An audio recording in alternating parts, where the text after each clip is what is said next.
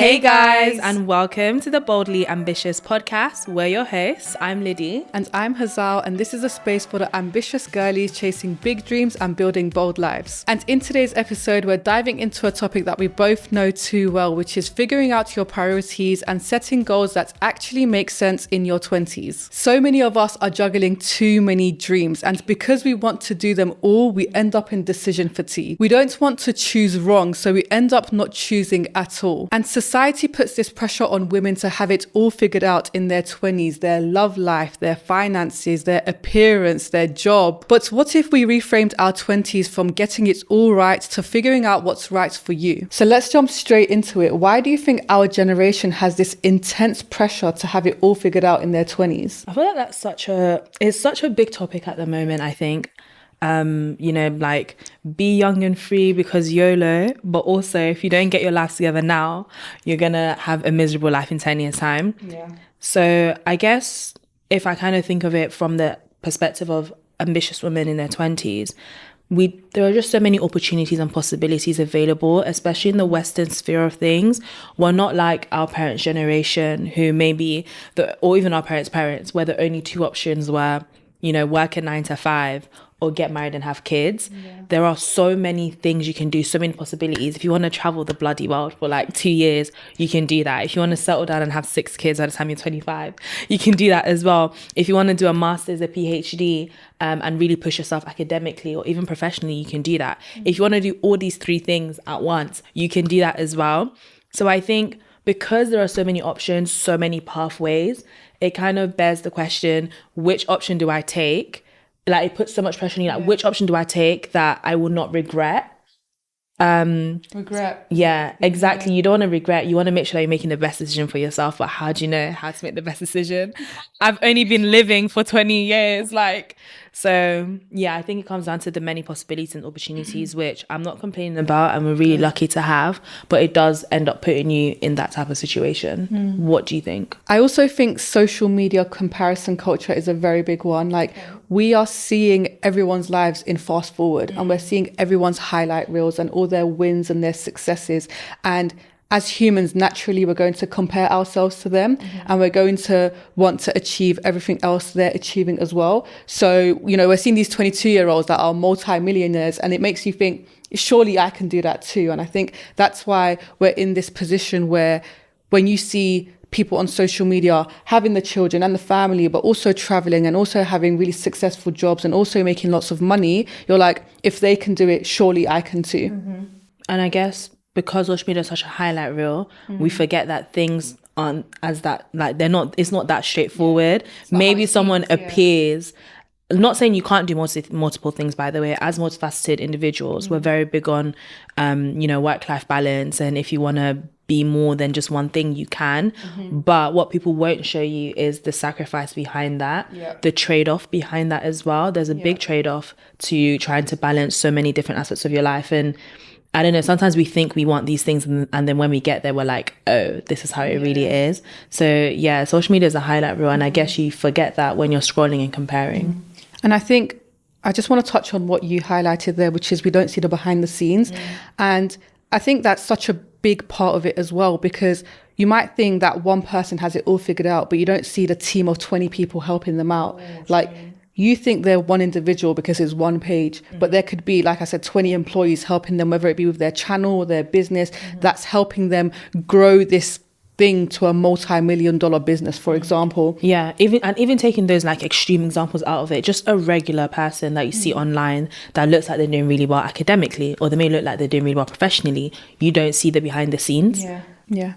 The breakdowns, the tears, the late nights. So there's a lot of pressure, isn't there, on us from lots of different outlets, whether it be from the sheer amount of opportunity now or because of comparison from social media as well. But I think the pressure doesn't mean we're failing. It just means we're in a huge world of possibility and it's up to us what we decide to do with that. On top of comparison, on top of social media, on top of the possibility, expectations is also a big thing as well. It could be expectations from family members, expectations from your friendship group, expectations from your community. I do think that also plays a huge role amongst us in our 20s on deciding what type of life we want for ourselves, and therefore what we might want to prioritize in this day and age. Like, your environment will really influence that. And I guess it's about deciding whether you want to subscribe to that or whether you kind of have the audacity and that strength to maybe go against the grain and make a decision for yourself that this is what I might want to do, or this is what I might want to pursue, even if it doesn't make sense externally. So I think expectations are another element as well that adds to that pressure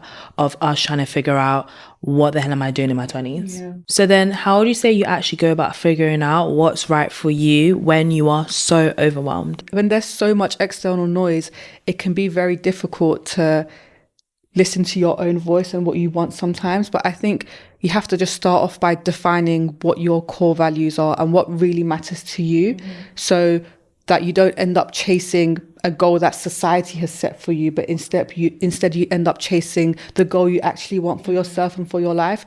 But honestly, I think it's very, very difficult, because when you see what everyone else is chasing, automatically you're going to think you should be chasing that too. For example, let's say every other sibling in your family has chased a certain career, you're naturally going to be inclined to want to chase that goal too.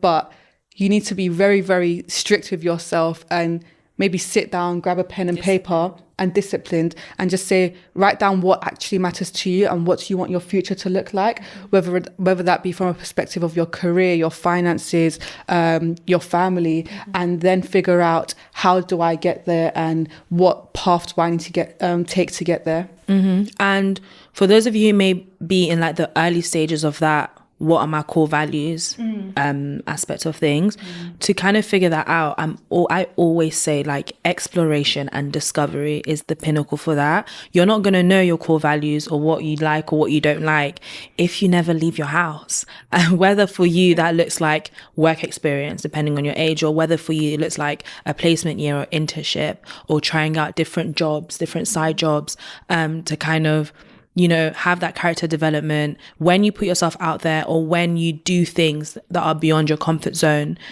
Running a society, you know, attending networking events, you start to learn things about yourself. You start to learn about your interests and what you're naturally inclined to. And that informs you. It gives you information that you can then use to start to piece together these things, like your core values and what matters and what doesn't matter to you. It's not something that you're going to figure out within your four walls and Netflix. You low-key do need to get out there. So that's all to say that it's a proactive thing to an extent. There comes a proactive discovery phase before you get to what Hazal was saying about sit down with yourself and write down your core values. And I think, I don't know, people kind of think you will just figure it out. It will just come to you. And I don't know, maybe sometimes it does, but it didn't come to me either. But I do think there's a level of intentionality that goes behind it. And it doesn't make you extra or cringe if you need to sit down and map out your goals and your interests on a piece of paper. If anything, it saves you a lot of confusion in the long run when you end up subscribing to a lifestyle or a goal or a career choice that you never really wanted in the first place, because it's kind of the messages you're getting from your external environment. This is actually where social media can actually come in quite useful, I think. We're in a day and age where every single person from every career background is on social media. They're on LinkedIn. A day in the life of this, a day in the life of that, literally. And instead of going in with the narrative of, I must do this, if you go in with the narrative of, would I like to do this? You can then actually discover careers that you've never even heard of. When I was in school, my understanding of the different career options was very, very, very limited. Law, medicine, accountant, engineering. And to this day, I'm coming across new jobs on social media. I'm like, wow, that sounds so interesting. And I think social media is amazing from that perspective of discovery. And if you go in with that positive mindset of, oh, does this tickle my fancy? You know, is this something I'd like to do? It can really help you in figuring out what you want to do for your future as well. And let's say you do find something like, oh, I do really want to do this. You can then follow that person's page and their journey and figure out what steps they took to get there. And it can be a source of inspiration rather than a source of comparison. And one thing about Hazal, guys, this girl, she's gonna watch the day in the lives of everybody. Day in the life of like a bakery person. I don't know what to call them. I follow so many bakers. Like, who is that guy that films aeroplanes? And I don't, you know, the guy in Heathrow, he films, like, what is his job? I don't know, he's some aviation guy.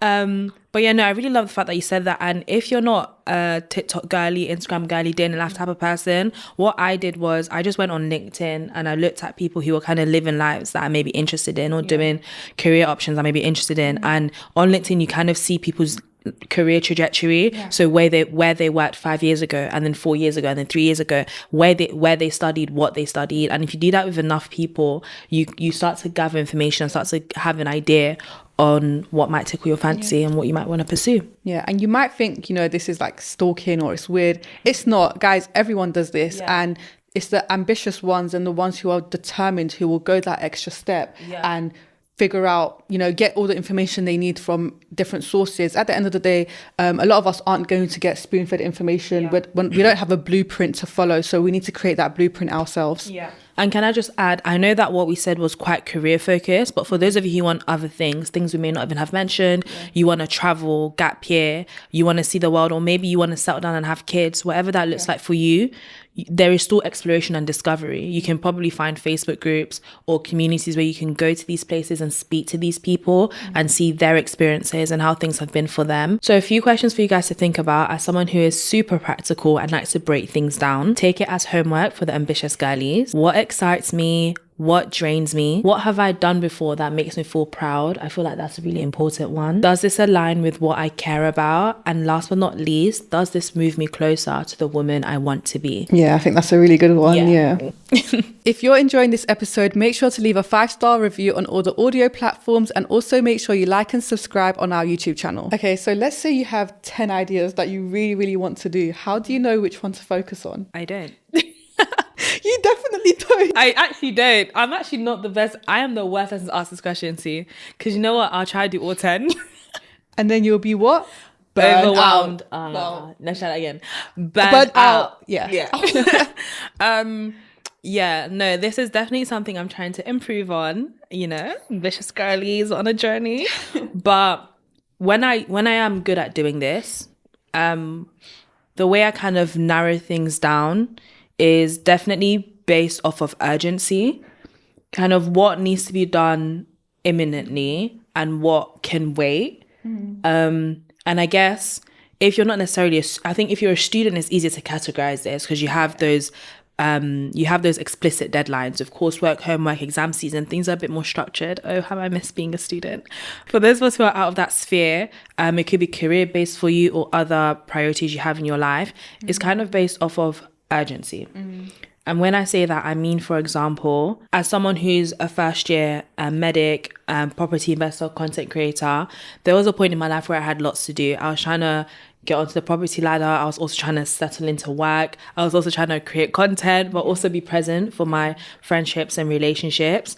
And I guess things like, okay, getting on the property ladder, what are some things I can do that are kind of low intensity and don't require that much urgency? Maybe I can start saving small every month.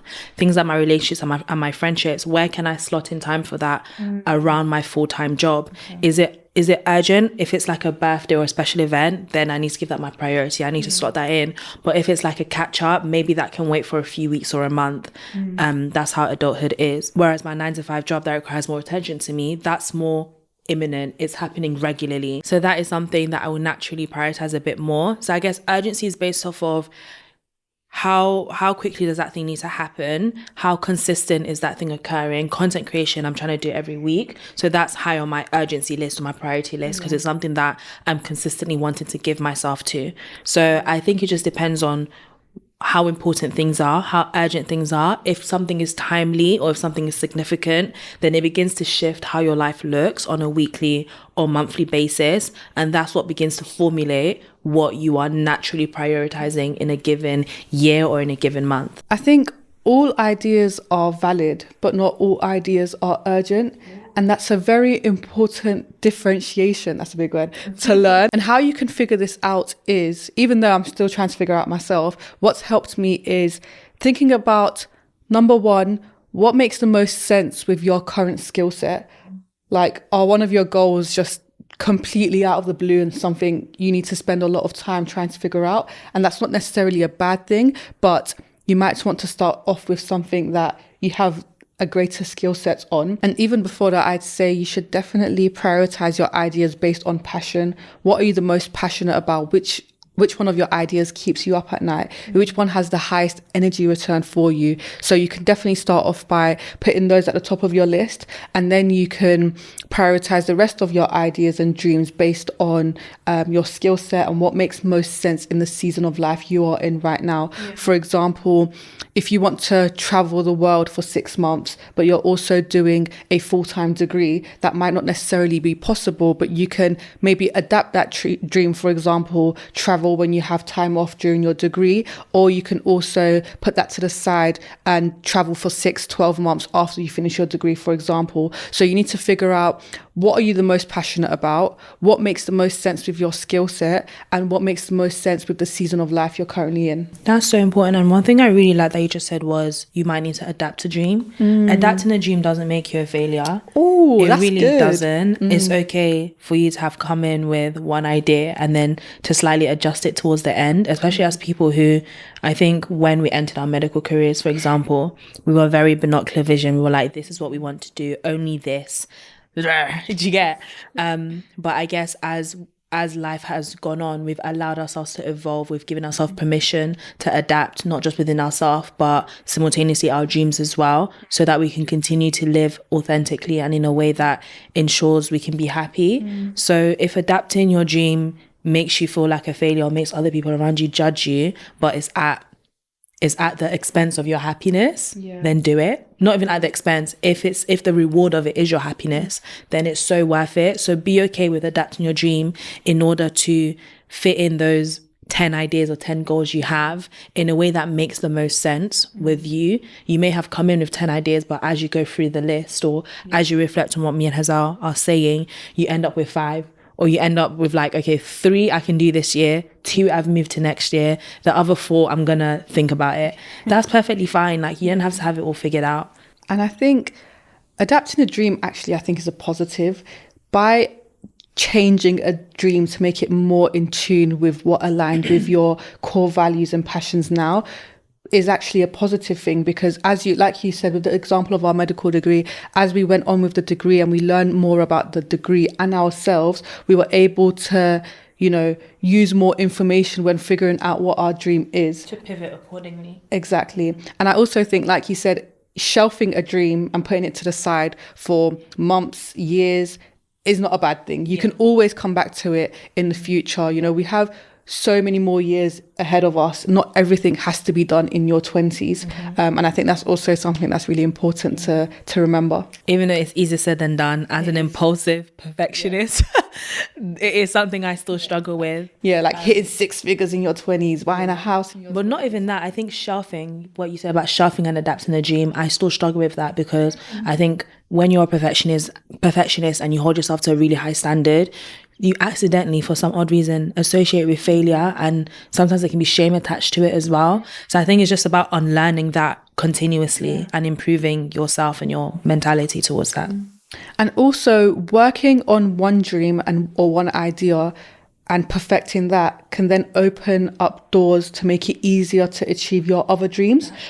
For example, I guess money is one of the biggest things. If you work on one career, one dream, it can give you the money to then help you with your other dreams, whether it be traveling long term or stuff like this. So I think depth before breadth, I think, is definitely important. So one framework that I use that I think you guys might find useful as well, that I've come across relatively recently that's helped me, is the 3 C's. So it's clarity, capacity, and curiosity. So clarity wise, it's what do you actually want? What do you actually want from that dream or from that idea?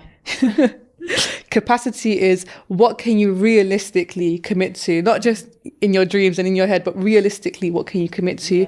And curiosity, what do you actually want to learn more about?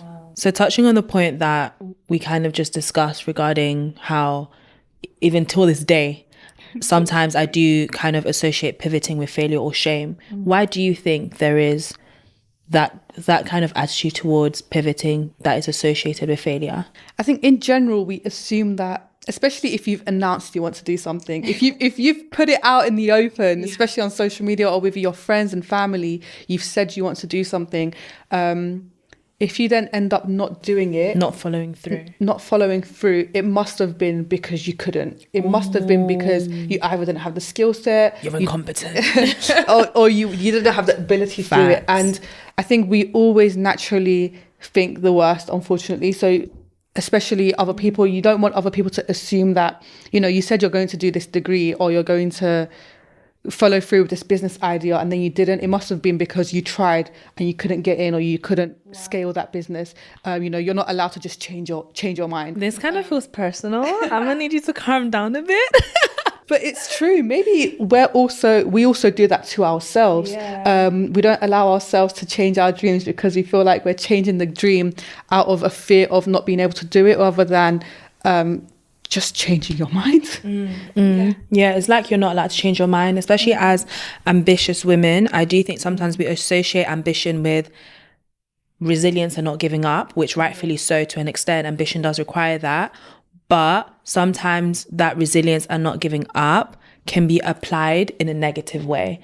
It can mean at times that we don't know when, for our own sake, we should step down, whether it's for our health, for our happiness, for our future. We should take a step back. And I guess it's a part of ambition that I don't think we talk about too often, that sometimes ambition means saying no. Sometimes ambition means stopping and pivoting or giving up. Sometimes you need to give up a dream in order to find what you really need to do. Or sometimes you need to give up a dream in order to get to a lane or a path that you are meant to be in the first place. And I think it's about restructuring or redefining what giving up looks like towards certain things. Yeah, I was going to say, don't you think it's so interesting that we look at stepping down or stepping back as negative terms? Yeah. Like, as soon as you said that, I was like, oh, that sounds like a bad thing, but it shouldn't be. It shouldn't be. It really shouldn't be. We should all, restructure how we think about just I guess this is essentially navigating life and figuring out what you want to do in different stages, in different seasons. And I think sometimes we feel like we owe it to our younger selves. I think that's a big one. Not letting go of a dream and not pivoting because I owe it to 15-year-old Hazal, because she worked so hard to get XYZ grades. I now need to do this degree because I can't let myself down. Can I go deeper? Go on. Sometimes we actually also think we probably owe it to maybe our parents or the generations before us, that, because they didn't get this opportunity, now that I have it, how can I not take it? I feel like that's a big one as well, especially if you're first gen, second gen immigrant, or you come from an ethnic minority background. That can be a real thing as well. So much. This was like a therapy session. I don't like it. Wow. What do I even want to cling on to there? I genuinely think we would all be happier if we were able to change the narrative and say that pivoting and redefining what you want to do just means you're getting one step closer to the truest form of who you want to become. And I guess that's why we say building boldly. It's the Boldly Ambitious podcast for a reason, because you have to be bold to make decisions like that. You have to be bold to accept that sometimes I'm going to make decisions that other people will not get. They will judge me for it. They will think I probably failed and was incompetent and couldn't do it. That's why I made the decision I made. But you need to back yourself, bet on yourself, be your cheerleader. It's so useful when you have amazing friends and a community or family that support you in that way and can help you in being bold and audacious in your decision making. But there's grace. There's a lot of unlearning. We're still doing a lot of unlearning till this day. So it's just about taking it a step at a time, per goal, per season. Yeah. And I think it's just with yourself and with your friends, see it as, if they say they're pivoting, don't see it as, oh, why not? Say, okay, what's next? The goal isn't to be right forever. It's to be real to yourself in the now. I love that. Go on. What's that pencil grip thing they're doing on TikTok these days? Pencil grip. Clack it. If you've seen the TikTok, you've seen it, and if you haven't, you haven't. You know, I actually haven't seen it. Have you seen it? Clack it. I don't know. Oh, you're just breaking the equipment. Okay. You said we need to be boldly ambitious and make ambitious choices, but how do we actually get to that point where we do make those intentional choices for ourselves? I think once you kind of get the clarity on what you want from life, what you want to do, what you want to work towards, one of the things we mentioned earlier was core values, having your core principles. So I know to me, it's really I'm at a point in my life where my happiness is my top priority. It's important to me that everything I'm doing is because I want to do it, not just because I'm expected to do it or I'm going to upset someone if I don't do it. And, you know, I prioritize family, I prioritize my friendships, my relationships, I prioritize making decisions about my career, whether that's creative or medical, that align with my happiness and my authenticity. So because those are my core values at the moment, it means that every opportunity that comes my way or wherever I'm stuck in making a decision between A and B, I can filter it through those values of mine. I can check if it aligns with the person I am, the person I'm trying to become, and the place I'm heading towards. Wow. And I think that's very important. For you, it could look different. For you, your core values could be found in faith. It could be found in ambition, in finances, whatever it is. But once you kind of hone down on this is who I want to be, and this is who I want to be for now. You are allowed to change. I have changed a lot these past 5-6 years, but this is who I want to be for now. You just make decisions based off of that. And the reason I think that's important is because I always tell myself I don't want to live in regret. So if a decision I make catches up with me, I can say to myself that I made the best decision for myself based off of who I was at that moment, based off of what my core values were, and based off of the information I had. I think informed decision making is so important. 100%. Before I choose what I want to do next in my life, or pursue a certain pathway, I need to do research and I need to make a decision that's best for me. This is not just in career, even if it's like friendship. If I'm invited out to motives or to do this, to do that, sometimes I'm invited to places and it's like, does this align with who I am? Or sometimes I may be invited out too much and it's like, okay, I need to pick. Am I going to be super social this month, or am I going to take some time to edit my content? Who do I want to be? What am I prioritizing right now? And then it allows me to systemize everything. Like, okay, I'm going to say yes to this, no to this, yes to this, because I need time to edit. And then that allows me to begin to map out a life that makes sense for me. Wow. I felt like you're just giving me a blueprint. That's my secret, guys. But I do think, you know, something I do want to touch on about what you said is not living in regret. And I think that's a whole topic in itself of like why we fear regret so much. But we're not going to get into that right now. But I think, like you said, if you are acting in a way that's truest to yourself in that moment, you will never then look back and say, why did I do that? Because you are acting true to yourself in that moment, and it will limit how much you can regret your past actions. So I guess if that's something that you fear, regretting your past actions, just make sure in every stage of life, it can be difficult, but in every stage of life, make sure you're acting in a way that's most true to your values, like you said, and that will limit the ability of you then regretting X decision in the future. To set those intentional choices, I think you really need to set your goals based off of joy, meaning, and peace. 100%. And remember that alignment is better than aesthetics. If a goal looks good, but it feels off here or in here or in here, let it go. Alignment is also better than applause. Alignment is also better than expectations. Like, guys, one thing you're going to realize as you just go through your 20s, no matter what decision you make, people are going to talk. Even if you make no decision, people are still going to look for something to talk about. You can't satisfy everyone. So you have no choice but to make decisions for a life with which you are going to have to live with the consequences of. Everything you decide for yourself is not the people whispering in your ear, family, friends, negative or positive, who are going to live with those consequences. It's you. And I think that's a pretty scary thing. And it's one of the things that woke me up and was like, nah, I don't have time to be trying to impress everyone. And I need to make the decision that's best for myself and continue to do so. Literally, because you are building your future for the life you're going to live at 30, at 40, at 50, 60. You're not building anyone else's life. You're building your own life. And that's why we all just need to wake up.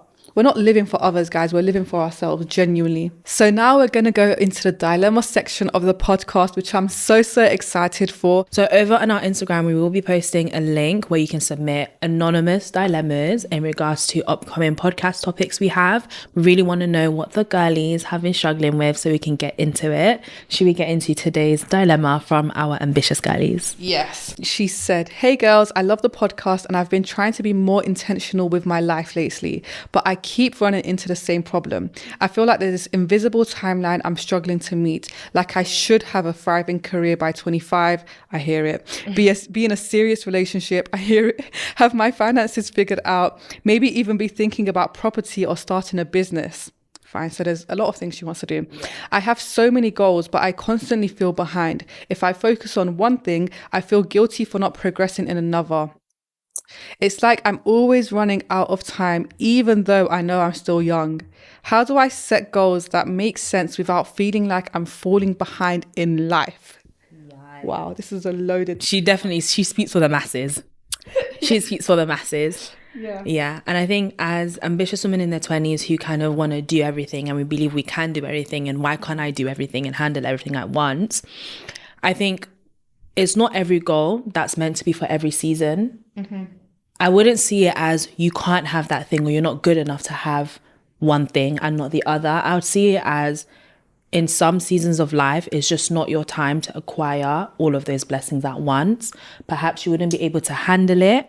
Perhaps there's some character development you need to do in order to acquire a specific blessing.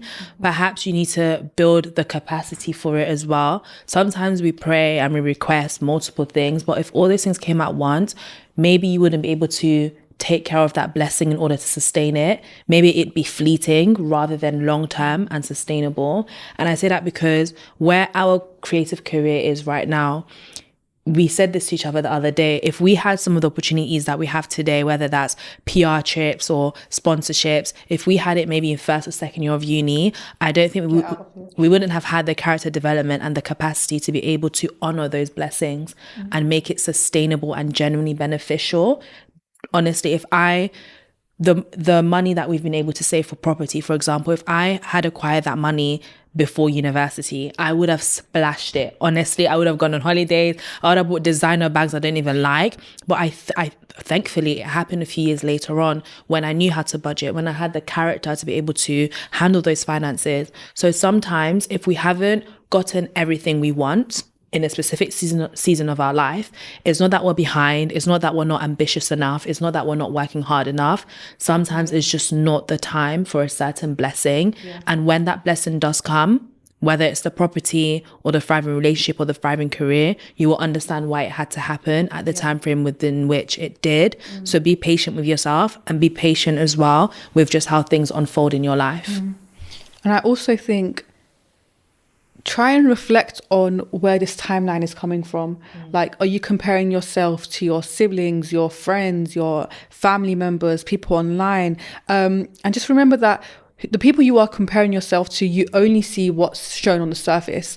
Would you rather be in a really bad job at 24 or be in your dream job at 28? Would you rather be in a bad relationship at 22 or in a amazing, loving, caring relationship at 27? There's, like you said, there's a reason some things don't happen, even if you want them to happen in a certain stage of life. So trust that it will happen in a given time when it's the time for it, and pick one pick one goal to work on now. Like what we said earlier on in the podcast, you can use the 3 C's: clarity, curiosity, and capacity. Figure out what you want to do right now and trust that everything else you'd like from life will come when it's the season for it to come. I don't think you have to pick one goal in particular. Out of the maybe 4 that she named, it was like property, relationship, business, thriving career. There are some things that you can probably do simultaneously if you have the capacity to do so. We did say earlier in the podcast, you need to reflect on the season of life you're in, what you can handle, what your skill set is. So really, hopefully when we spoke about that, it allowed you to orientate yourself a bit. But yes, pick a handful of things or maybe just one that you kind of want to hone in on and go for it. But you not having the other things doesn't make you less than. It doesn't make you any less competent or deserving or worthy. It just means everyone's life generally does look different, and the seasons in your life will unravel and unfold how it's meant to. We hope that helps. Yeah. Sending love, because I can literally relate to that. That was super fun. And honestly, guys, if you do have any more dilemmas, just keep an eye out on our Instagram so that you can submit those anonymously and we can keep helping the ambitious girlies with things they are stuck with. Have you got a takeaway message that you'd like to tell the ambitious girlies for this episode? You go first. I go first? Yeah. Oh my gosh. Okay.